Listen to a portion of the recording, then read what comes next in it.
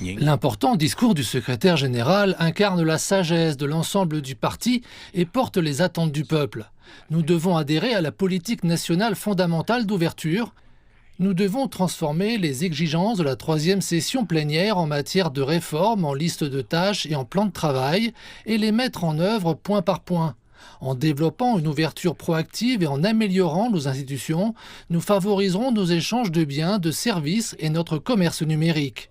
L'ouverture stimulera la réforme et l'ouverture de haut niveau propulsera notre développement de haute qualité.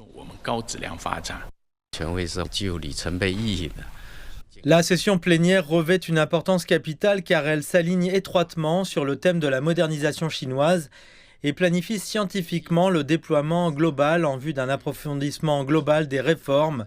Nous nous concentrerons sur les grandes priorités nationales en promouvant des réformes importantes qui auront un impact considérable tout en répondant aux préoccupations du public, en faisant avancer une série de réformes plus modestes et ciblées.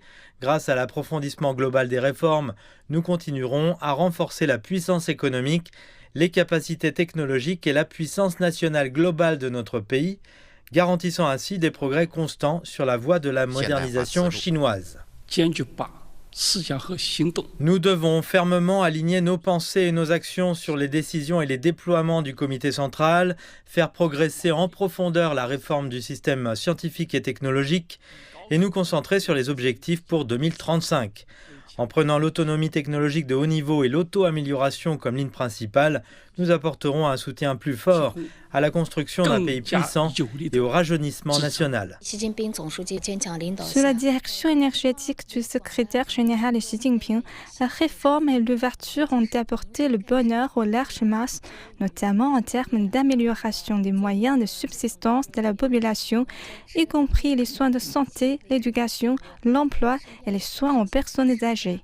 En tant que travailleurs de base, nous adhérons à une approche centrée sur le peuple et nous servons le peuple en nous attaquant aux petits problèmes qui nous entourent. Nous utilisons des méthodes de réforme pour résoudre les problèmes de subsistance en améliorant continuellement le sentiment de gain, de bonheur et de sécurité de la population.